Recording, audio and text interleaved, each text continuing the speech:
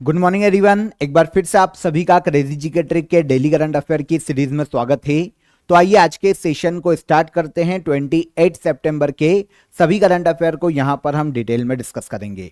Session में and तक बने रहिएगा। सेशन पसंद आए तो लाइक और शेयर कर दीजिएगा और चैनल पर पहली बार आए हैं तो चैनल को सब्सक्राइब कर लीजिए। एक एक फैक्ट को, एक एक क्वेश्चन को ध्यान से सुनिएगा। रोज मैं आपको कहता हूं क्योंकि यहीं से आपको आने वाली एग्जाम में क्वेश्चन देखने को मिलने वाले हैं। पीडीएफ आपको क्रेजी जी के ट्रिक के एप्लीकेशन पर मिलेगी। वहां पर जाकर आप easily free of cost PDF को ज्वाइन कर सकते हैं।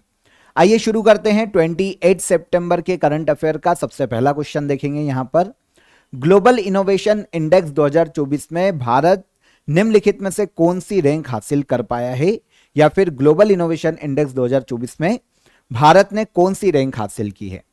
तो आपको यहां पर पहले तो यह समझ में आना चाहिए कि इंडेक्स किस आधार पर तैयार किया जा रहा है।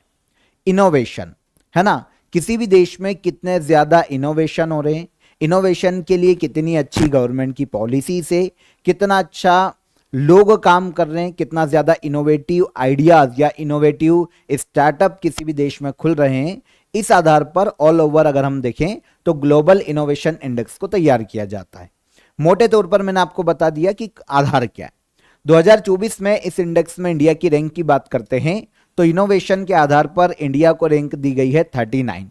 ग्लोबल इनोवेशन इंडेक्स 2024 में इंडिया की 39th रैंक है। ओके, ये क्वेश्चन आपको 2021 में एग्जाम में देखने को मिला है। काफी अलग अलग एग्जाम में भी आया होगा, लेकिन यहां पर हमने एक एग्जाम की बात की है। 2022 का तब इंडेक्स पूछा गया था। ओके, पर अब हम बात करेंगे 2024 के ग्लोबल इनोवेशन इंडेक्स की। तो पहले तो ये याद रखिएगा कि जारी कौन करता है। World Intellectual Property Organization Global Innovation Index को जारी करता है। 2024 के इस इंडेक्स में भारत को 39th रैंक पर रखा गया है। आपको ये चीज पता होना चाहिए कि लास्ट ईयर 2023 में जब इंडेक्स आया था तब हमारी रैंक थी 40, मतलब कहीं ना कहीं हमारी रैंक में एक पायदान का सुधार हुआ है। पिछले साल 40 रैंक पर रखा गया था और इस साल 39th रैंक पर रखा गया है इंडिया को ग्लोबल इनोवेशन इंडेक्स में। देखिए, भारत को सेंट्रल एंड सदर्न एशिया की 10 इकोनॉमी में पहले स्थान पर रखा गया और लो मिडिल इनकम वाले जो देश हैं, इकोनॉमी है, उसमें भी पहले स्थान पर रखा गया। लेकिन यहां पर हमसे ऑल ओवर रैंक पूछी जाएगी तो आपको तो वो याद रखना चाहिए 39th। किस आधार पर कैलकुलेट किया जाता है या किस आधार पर भारत की रैंक में सुधार हुई है। तो एक तो नॉलेज कैपिटल बढ़ रही है, मतलब लोग बहुत ज्यादा होते जा रहे हैं जिनको इनोवेटिव आइडियाज आने। इसके अलावा ग्रोइंग स्टार्टअप, इनोवेटिव स्टार्टअप बढ़ते जाने। गवर्नमेंट और प्राइवेट रिसर्च जो ऑर्गेनाइजेशन है, जो इंस्टीट्यूशन है, लाइक इसरो, डीआरडीओ, ये बहुत ही इनोवेटिव चीजों को लेकर काम कर रहे हैं लगातार। प्राइवेट में भी काफी सारे ऑर्गेनाइजेशन ये कर रहे हैं और गवर्नमेंट के तो कर ही रहे हैं। तो इस आधार पर क्योंकि लगातार हम इनोवेशन के लिए काम कर रहे हैं तो 2023 में हमारी 40 रैंक थी, लेकिन इस साल 2024 में हम 39th रैंक पर हैं ग्लोबल इनोवेशन इंडेक्स में। ओके, जारी कौन करता है ये आपको पता चल गया। वर्ल्ड इंटेलेक्चुअल प्रॉपर्टी ऑर्गेनाइजेशन इस इंडेक्स को जारी करता है। इस साल ये 17वां इंडेक्स है, ध्यान रखना, ठीक है ना। टोटल कंट्री जिनको काउंट किया गया था 133 है इस इंडेक्स में। पहले स्थान पर रखा गया स्विट्जरलैंड, यूरोप का देश, सेकंड पर स्वीडन और थर्ड पर रखा गया यूएसए को। सब इंडिया की रैंक की बात करें तो ये 39th। ओके, और सबसे लास्ट प्लेस पर रखा गया अंगोला को global Innovation index 2024। Second question, Japan के नए पीएम के रूप में किसे चुना गया। तो जापान के नए पीएम के रूप में नियुक्त किया गया है शिगेरू इशिबा को। आंसर डी, जापान के नए पीएम बने हैं शिगेरू इशिबा। ये रहे शिगेरू इशिबा। देखिए, ये क्वेश्चन सेम एसबीआई क्लर्क में पूछा गया था 2020 में, तब के पीएम वहां पर पूछे गए थे। हम करंट पीएम की बात कर रहे हैं। तो जापान की लिबरल डेमोक्रेटिक पार्टी के नेता है शिगेरू इशिबा, जिन्हें जापान का नया पीएम नियुक्त किया गया। इनके पहले अभी तक जापान के पीएम के पद पर फूमियो किशिदा थे और फूमियो किशिदा के हटने के बाद अब नए पीएम बने हैं कौन, तो ये बने हैं शिगेरू इशिबा। इनका कार्यकाल जापान के पीएम के रूप में जुलाई 2025 तक रहेगा। ओके, ठीक है।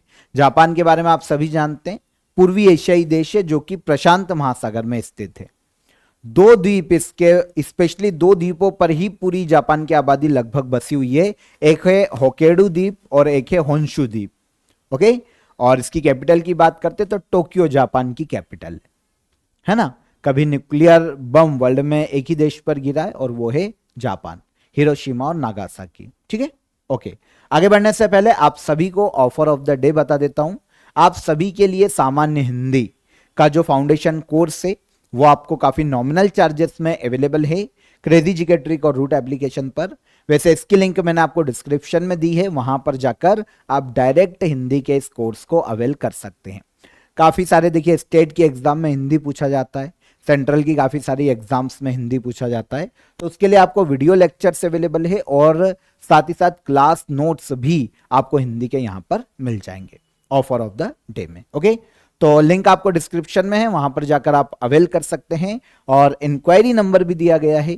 कोई भी डाउट आता है, कोई भी आपकी क्वेरी है तो आप कॉल कर लीजिए, आपकी क्वेरी वहां पर सॉल्व हो जाएगी। आगे बढ़े। ओके, 28 सितंबर को निम्नलिखित में से कौन सा दिवस मनाया जाता है?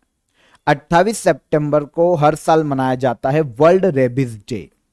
क्या मनाया जाता है? World rabies day. कब मनाया जाता है? 28 ऑफ सितंबर, 28 सितंबर को।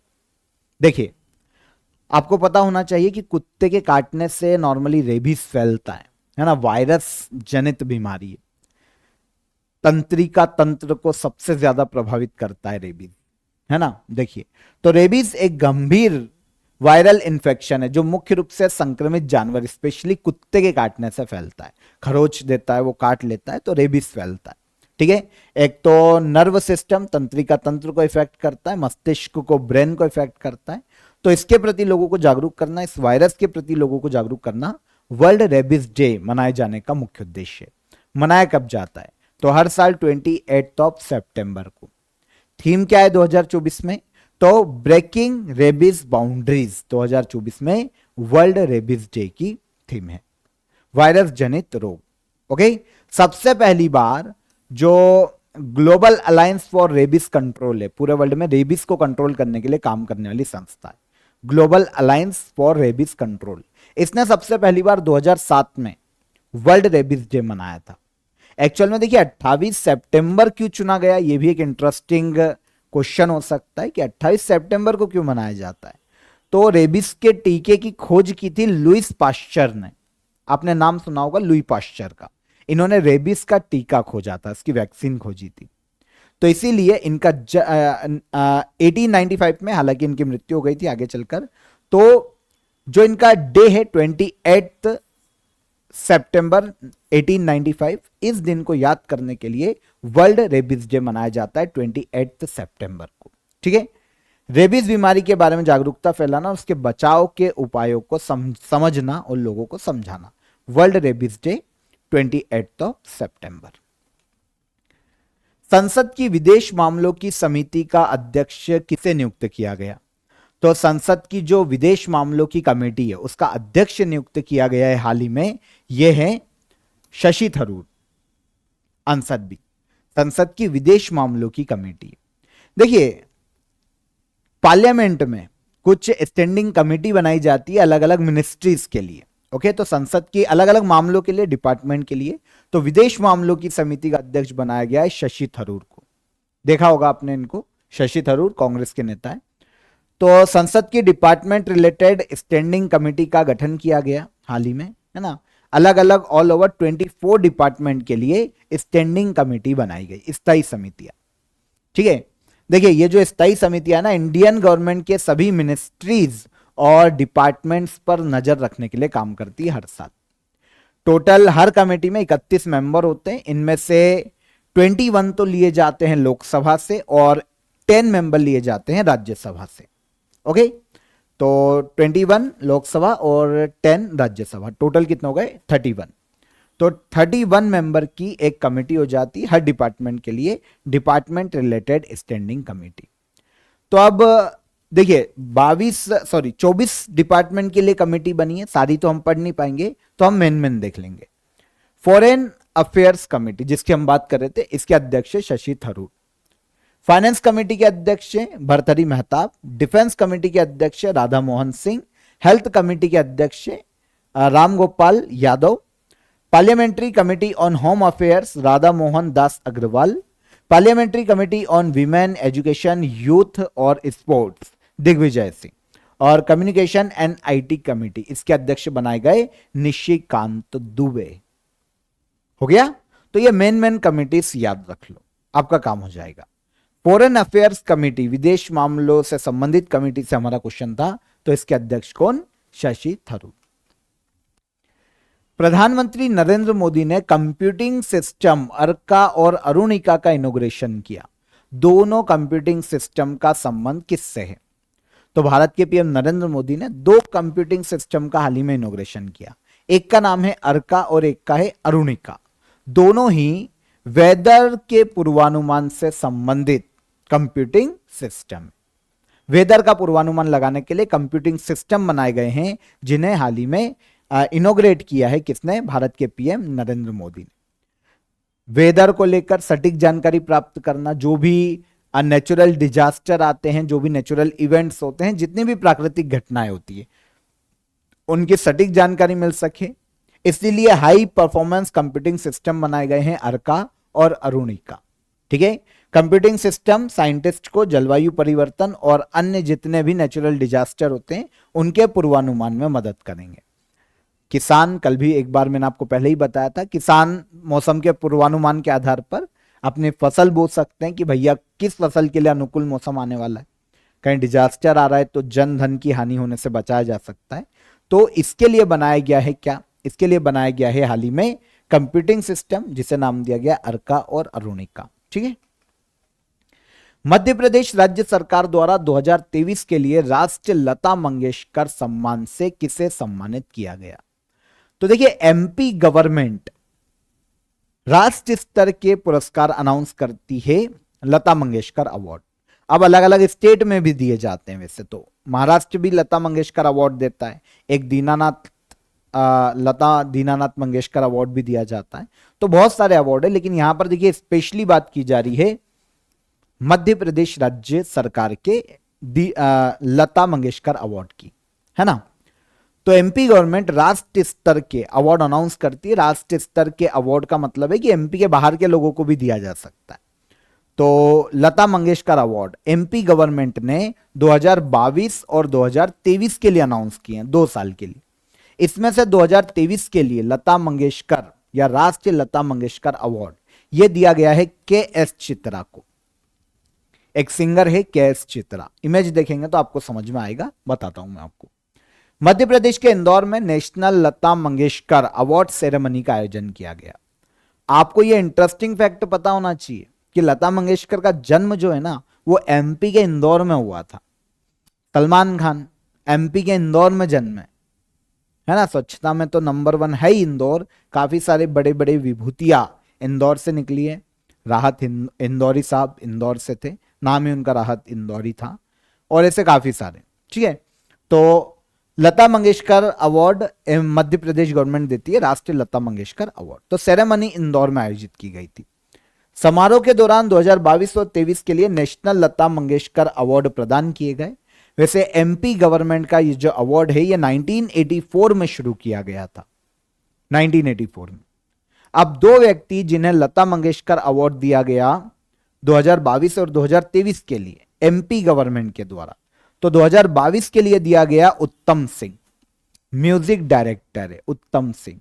ठीक है, और 2023 के लिए यह अवार्ड दिया गया कृष्णन नायर शांता कुमारी चित्रा। इन्हें शॉर्ट में कहा जाता है के.एस. चित्रा, सिंगर है। ठीक है ना, यहां पर इमेज देखिए। तो नेशनल लता मंगेशकर अवार्ड है, ध्यान रखिएगा, 2022 के लिए और 2023 के लिए। सितंबर 2024 में एसबीआई द्वारा जनसंख्या को लेकर रिपोर्ट जारी की गई। युवाओं की जनसंख्या के मामले में, ठीक है, भारत का दुनिया में कौन सा स्थान है? यंग जो पॉपुलेशन है उसके मामले में। तो एसबीआई के द्वारा हाल ही में जनसंख्या को लेकर एक रिपोर्ट जारी की गई और इसने बताया है कि भैया युवाओं की जनसंख्या के मामले में भारत वर्ल्ड में 4थे स्थान पर है, 4th नंबर पर।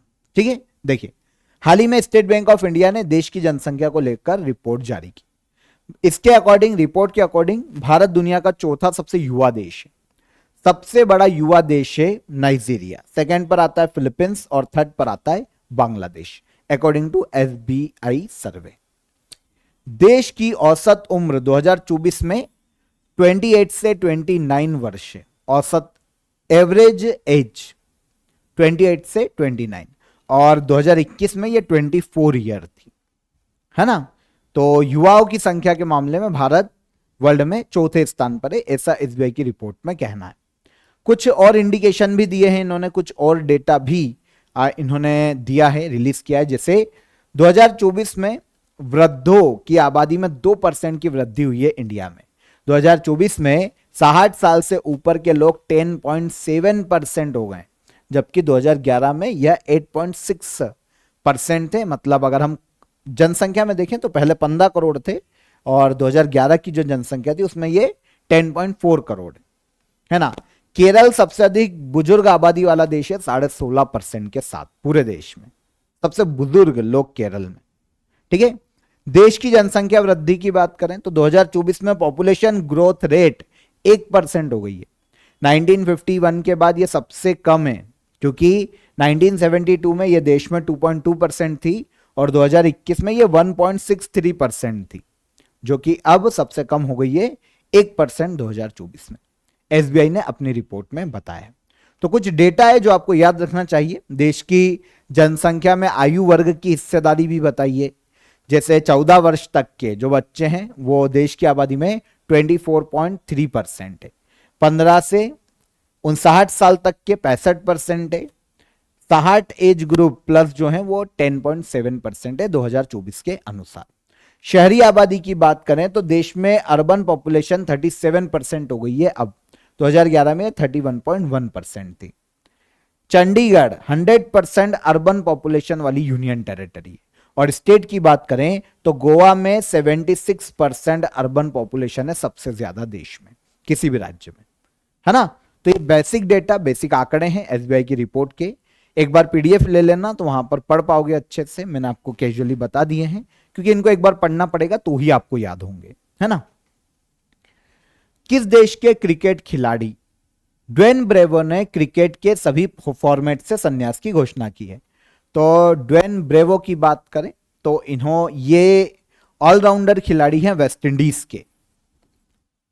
ड्वेन ब्रेवो, अगर आप इमेज देखेंगे तो आपको समझ में आ जाएगा, काफी फेमस है ना। इनके काफी पूरा जो क्रिकेट लवर है ना वो जानते होंगे ब्रेवो कौन है। तो ब्रावो बोलते हैं, वैसे मैंने ब्रेवो बोला है, ब्रावो बोलते हैं इनको। तो West Indies all rounder Dwayne Bravo ने क्रिकेट के सभी फॉर्मेट से हाल ही में संन्यास की घोषणा की, ठीक है। T20 इतिहास में सबसे ज्यादा विकेट लेने का रिकॉर्ड रहा है ब्रावो के नाम। इन्होंने T20 प्रारूपों में 582 मैचों में 631 विकेट लिए हैं। T20 का रिकॉर्ड है विकेट का। वैसे 2021 में ही इंटरनेशनल क्रिकेट से इन्होंने संन्यास ले लिया था, लेकिन फ्रेंचाइजी क्रिकेट अभी भी खेल रहे थे। अब इन्होंने घोषणा की है कि भैया ऑल ओवर स्टॉप, अब फ्रेंचाइजी क्रिकेट भी नहीं खेलेंगे, और मतलब कहीं नहीं दिखेंगे आप क्रिकेट खेलते हुए। गली में दिखें तो अब दिखें, पर कोई भी फ्रेंचाइजी या इंटरनेशनल क्रिकेट तो पहले ही बंद कर दिए थे, अब फ्रेंचाइजी में भी नहीं खेलेंगे। तो ऑल ओवर क्रिकेट से संन्यास। ड्वेन ब्रावो वेस्ट इंडीज के ऑलराउंडर खिलाड़ी संन्यास की घोषणा की है। किस राज्य सरकार ने सीएम साथ योजना शुरू की है? तो सीएम साथ योजना, इसे शुरू करने का श्रेय दिया जाता है त्रिपुरा सरकार को। किसको? त्रिपुरा गवर्नमेंट। त्रिपुरा के जो सीएम है मानिक साहा, इन्होंने मेधावी छात्रों की मदद के लिए एक प्लान शुरू किया है, सीएम साथ योजना। सीएम साथ स्कीम बोल लो आप, ठीक है। योजना के अंतर्गत हर जिले में जो जिला शिक्षा अधिकारी है वो हर जिले से 200 स्टूडेंट का चयन करेगा, जो कि पढ़ने में बहुत ही ब्रिलियंट है और आगे किसी ना किसी फील्ड में अपना भविष्य बना सकते हैं। तो जिला शिक्षा अधिकारी की यह जिम्मेदारी होगी कि वो जिले से 200 मेधावी छात्रों को निकाले, चयन करे। अब उन 200 छात्रों को 60,000 रुपए पर ईयर की आर्थिक सहायता दी जाएगी पढ़ने के लिए। पर मंथ होता है 5,000 रुपए। ओके, तो यह है सीएम साथ योजना या प्लान। किसने शुरू किया है? त्रिपुरा गवर्नमेंट ने। त्रिपुरा का इस प्लान के लिए जो एस्टीमेट आया है वो 1.20 करोड़ रुपए का है। इतना खर्चा होगा इस प्लान के लिए। 1,20,00,000 रुपए तक खर्च होंगे इस प्लान को एग्जीक्यूट करने में। ठीक है, जिले में। डन। तो सीएम 7 स्कीम त्रिपुरा गवर्नमेंट ने हाल ही में अनाउंस की है। लास्ट क्वेश्चन देखें। पर्यटन मंत्रालय ने विश्व पर्यटन दिवस पर कौन सी पर्यटन पहल की शुरुआत की? तो जो मिनिस्ट्री ऑफ टूरिज्म है, इन्होंने विश्व पर्यटन दिवस पर एक टूरिज्म इनिशिएटिव या पर्यटन पहल की शुरुआत की और इसे नाम दिया है पर्यटन मित्र और पर्यटन दीदी। ठीक है, मिनिस्ट्री ऑफ टूरिज्म ने शुरू की है। उद्देश्य आपको पता है भाई, टूरिज्म को प्रमोट करना इस पहल का उद्देश्य। 27 सितंबर को वर्ल्ड टूरिज्म डे था, आपको पता है, मैंने पढ़ाया भी था। इस दिन मिनिस्ट्री ऑफ टूरिज्म द्वारा पर्यटन पहल, पर्यटन मित्र और पर्यटन दीदी की शुरुआत की गई। ठीक है, पर्यटन को मिनिस्ट्री ऑफ टूरिज्म ने पर्यटन को रोजगार और आर्थिक विकास का साधन बनाने के लिए, पर्यटन को प्रमोट करके एक तो रोजगार मिले जो स्थानीय लोग हैं उनको, और आर्थिक विकास हो सके, इसके लिए 6 जगह पर नॉर्मली पर्यटन मित्र और पर्यटन दीदी स्कीम की शुरुआत की। 6 जगह की बात करते ना, तो देखिए एमपी का ओरछा, आंध्र प्रदेश का गांडीकोटा, बिहार का बोध गया, मिजोरम का आइजोल, राजस्थान में जोधपुर और अंडमान निकोबार की कैपिटल श्री विजयपुरम। पहले पोर्ट ब्लेयर थी, नाम बदल दिया है श्री विजयपुरम। अब क्या होगा, यहां पर जो लड़के हैं उनको कहा जाएगा पर्यटन मित्र और जो लड़कियां हैं वो पर्यटन दीदी। ओके, ये टूरिज्म को वहां पर प्रमोट करेगी स्थानीय रूप से। तो इस योजना का उद्देश्य स्थानीय लोगों की नौकरी देना और पर्यटन के जरिए उनकी आमदनी को बढ़ाना है। पर्यटन मित्र और पर्यटन दीदी स्कीम, ठीक है, हाल ही में मिनिस्ट्री ऑफ टूरिज्म के द्वारा शुरू की गई। ओके, तो यहां पर 28 सितंबर के सभी करंट अफेयर को हमने डिटेल में डिस्कस किया, एक एक फैक्ट को समझा है हमने यहां पर। अब हम लास्ट डे के करंट अफेयर का एक बार रिवीजन कर लेते हैं, रिवाइज कर लेते हैं, एमसीक्यू फॉर्म में यहां पर फटाफट आंसर लेते हैं। ठीक है, देखिए डीआरडीओ द्वारा निर्मित अभेद क्या है? डीआरडीओ द्वारा निर्मित अभेद की बात करें तो यह बुलेट प्रूफ जैकेट है, अभेद। सेकेंड, सितंबर 2024 में ग्लोबल रेटिंग एजेंसी मूडीज ने 2024 के लिए भारत की जीडीपी ग्रोथ रेट 6.8 से बढ़ाकर कितना किया है? 7.1%। एक स्टूडेंट ने कमेंट में पूछा था, सर आप बहुत सारी वो जीडीपी ग्रोथ के अनुमान आपने बताए हैं, लगातार मैं बताता हूं आपको, तो किसका याद करें? देखिए किसी की भी जीडीपी ग्रोथ का अनुमान पूछा जा सकता है, तो यहां पर आपको एक बार तो पढ़ना पड़ेगा। रेयर क्वेश्चन आता है पर कभी कभी पूछ लिया जाता है। वो किसका पूछेगा? जो बड़ी बड़ी ऑर्गेनाइजेशन है ना, जितनी भी मैंने पढ़ाई है उनको एक बार देख लेना, उनको याद कर लेना। छोटी ऑर्गेनाइजेशन, लोकल ऑर्गेनाइजेशन छोड़ दो, पर जो वर्ल्ड बैंक, आईएमएफ, ऐसी ऑर्गेनाइजेशन के, मूडीज है ना, ग्लोबल रेटिंग एजेंसी, तो इनको याद रख लो। वहां पर आप देखोगे ना सबको एक क्रम में जमा के, तो आपको समझ में आ जाएगा किसकी याद करनी है और किसकी छोड़नी है। आगे आइए, विश्व पर्यटन दिवस 2024 की थीम क्या है? तो टूरिज्म एंड पीस। किस भारतीय स्नूकर खिलाड़ी ने IBSF world men's 6 red snooker championship 2024 का खिताब जीता? तो किसने जीता है भाई? कमल चावला। आवास अधिकार पाने वाली भारत की 6वीं पीवीटीजी कौन है? तो यह है मांकीडिया समुदाय। कहां पर मिलेगा? ओडिशा। 26 सितंबर 2024 को वैज्ञानिक एवं औद्योगिक अनुसंधान परिषद का कौन सा स्थापना दिवस मनाया गया? तो यह स्थापना दिवस मनाया गया है 83वां। आगे, प्रधानमंत्री नरेंद्र मोदी ने परम रुद्र सुपर कंप्यूटर को लॉन्च किया है। परम रुद्र सुपर कंप्यूटर को किस मिशन के तहत बनाया गया? तो परम रुद्र सुपर कंप्यूटर को बनाया गया है एक मिशन के तहत जिसका नाम है National Super Computing Mission. Answer A. Asian Organisation of Supreme Audit Institution का चेयरमैन किसे नियुक्त किया गया? Asian Organisation of Supreme Audit Institution का हाल ही में चेयरमैन नियुक्त किया गया है किसे? गिरीश चंद्र मुर्मू, भारत के सीएजी। उपराष्ट्रपति जगदीप धनखड़ ने उत्तर प्रदेश के किस शहर में यूपी इंटरनेशनल ट्रेड फेयर 2024 का इनॉग्रेशन किया? तो यह है ग्रेटर नोएडा। आगे, हाल ही में किस राज्य की पूर्व विधायक सूर्यकांता व्यास का निधन हो गया? तो सूर्यकांता व्यास राजस्थान की पूर्व एमएलए हैं जिनका हाल ही में निधन हो गया। ठीक है, ये सारे क्वेश्चन कल के सेशन के हैं, करंट अफेयर हैं, डिटेल में हमने समझे थे। अब क्वेश्चन ऑफ द डे का आंसर ले लें। देखिए, रेमन मैग्सेसे पुरस्कार प्राप्त करने वाले पहले भारतीय कौन? तो ये है विनोबा भावे, जिन्हें पहला रेमन मैग्सेसे अवार्ड दिया गया था। इंडिया के पहले व्यक्ति जिन्हें रेमन मैग्सेसे अवार्ड दिया गया, एशिया का नोबेल कहलाता है। चक्रवात असना या आसना का नामकरण किस देश ने किया है? तो ये पाकिस्तान ने नाम दिया है, अरब सागर में देखने को मिला था आसना।